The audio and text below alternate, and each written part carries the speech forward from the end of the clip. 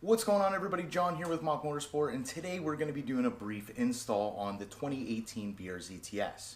Now, if you're familiar with the chassis or the twins, you'll know that through 13 and 16 model years had a fairly simple steering wheel, and one of the things that they changed in the 17 and 18 models was the steering wheel itself. They started to incorporate controls into the wheel. Some say it even felt a little bit different. So we're going to be addressing that today, and the reason we're going to be addressing it today primarily is because I installed that confinement seat, and since I've installed the confinement seat, getting in and out of the vehicle has been quite the challenge. So I'm hoping today, by installing a new wheel with a quick release hub, we'll be able to get away or be able to eliminate some of the obstacles that I'm having getting in and out of this vehicle in a timely manner. More specifically, when I'm out on a racetrack, should something happen and I'm unconscious, the safety personnel are going to be able to remove me from the vehicle in an orderly fashion. The way it sits right now, you're going to practically have to break my femur from my limp body to get me out of the car, just because it is so tight. Even when I push the steering wheel all the way in and all the way up, it's just very difficult. I'm a short guy, so it's cramped, to say the least. So now, part of the obstacles that we're going to come across when doing this install is that if you're familiar, again, with the 17 and 18 models, you're going to know that they incorporated not only your Bluetooth controls, but in the BRZ models with the LCD display on the dash, you've got your toggle controls to switch between the different modes and settings on the LCD display. So this is gonna be, kind of a first go. I've been searching the internet and I haven't been able to find any resources to show me otherwise, but we're gonna basically see what we can do in terms of relocating, very likely the toggle control for the LCD. Probably not gonna be able to relocate the controls for the Bluetooth. I may actually just, fortunately, my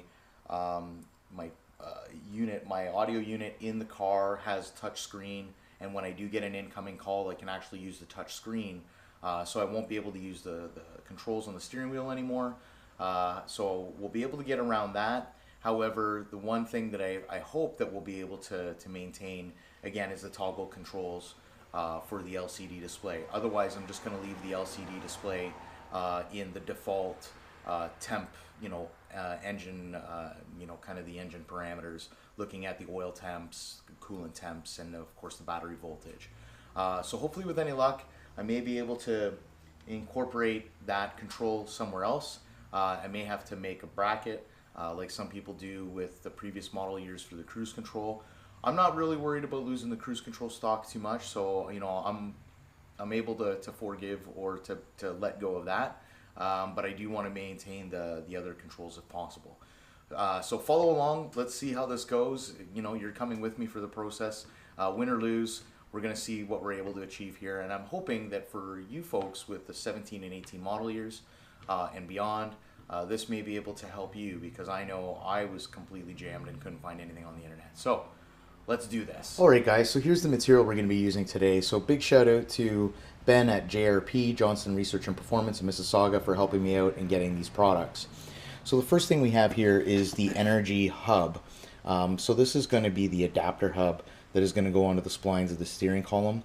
And then, of course, you can see that there's a void back here, and this is obviously for the clock spring. So this is going to help us out.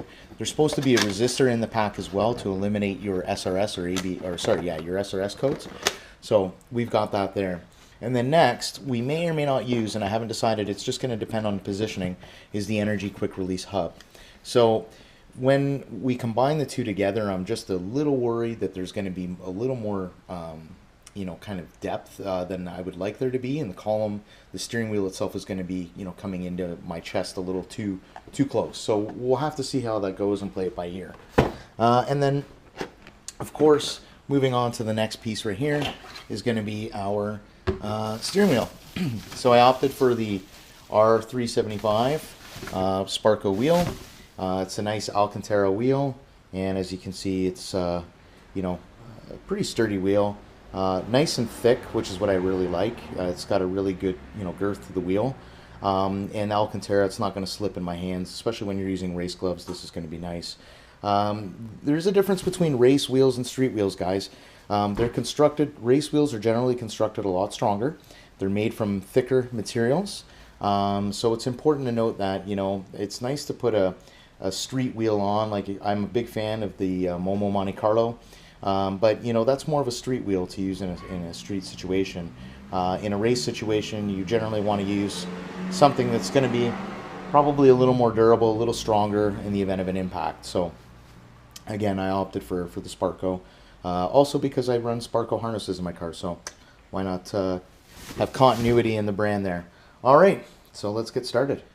All right, guys, so I've gone ahead and I've already removed the airbag. Now, the airbag is held in by spring clips, and you're going to access them through some removable covers on the side of the steering column, or steering wheel, I should say. So there's one on the left side, one on the right side where your cruise control stock is. And then once you have access to that, you'll be able to open this up, and through the access holes, you're going to push through, locate these spring clips, and kind of push on them with a long screwdriver. Okay, so they are kind of tricky, I'm not gonna lie, but basically once you gain access in here, you just basically take your screwdriver and kind of push those out of the way, and then, you know, once these guys spring open, they release the airbag. Now, when you get the airbag disconnected, or you're gonna have to pop these little yellow guys up in order to release the airbag plugs. So now that we've got this apart, we're on to the next step, which is removing the 14 mil nut, I believe, 14 or 17, I can't recall, but we'll get to that in a second, from the steering column. Now, again, this being the 18 BRZ, you know, we have our controls here, and we also have our controls on this side. Now, by the looks of things, if I'm looking at the harness here, and if I just kind of pull this away and pull this away, it looks as if my plans are going to be kind of messed, because they're all one connection. So good news, bad news. The bad news is, if you want to replace your 2017 or 18 steering wheel with an aftermarket unit, you're going to essentially lose your cruise control and your controls on both sides, because they're all a part of one harness connector onto the clock spring, and it looks like maybe even the horn as well. Oh boy. So yeah, this could be interesting. Alright guys, so we've gotten the hub installed here. I don't know if you could see it. And we've torqued down this nut to 30 foot-pounds. The factory service manual says 29. But anyway, we've torqued that down. In and behind the hub, there's a void. And it allows for kind of like the head of the clock spring to kind of poke through. I don't know if you can see it. But, alright. Anyway. It allows for the head of the clock spring to kind of poke through. But in addition to the head of the clock spring to poke through, it kind of just centers everything up. And I've just noticed now that it's pretty centered. But anyways, so the kit comes with it comes with resistors for the airbag, and you're gonna have to insert them. They just have like little metal pins. You're gonna have to insert them into the ends for the airbag connectors. So there's 2 resistors. You insert a wire from each resistor into each pin on one connector. Okay, so they don't cross over. Then when you've done that, you fill the void here. You kind of coil it and wrap the wires in the void. Use some electrical tape to kind of secure the pins from sliding out on the connector, because it's not like a direct fit. And then I used some cable ties to just fasten it all together. So this is all done. This is all set into place. And now we've just got to kind of bolt it back up. So we're going to be transferring the hub, this bad boy here. We're going to be transferring this guy onto there. And then we should be all set. Cool. All right, let's get to it. All right, guys. So as you can see, we've got the hub already installed. You know, it was a little bit tricky. Pro tip, you're going to want to make sure that the car is centered, or you know, that the steering is at least centered before you go removing the hub. And I thought my steering was 100% centered, but it's not. So when you're lining up the splines, it doesn't always go. However, we're all bolted up and ready to go here.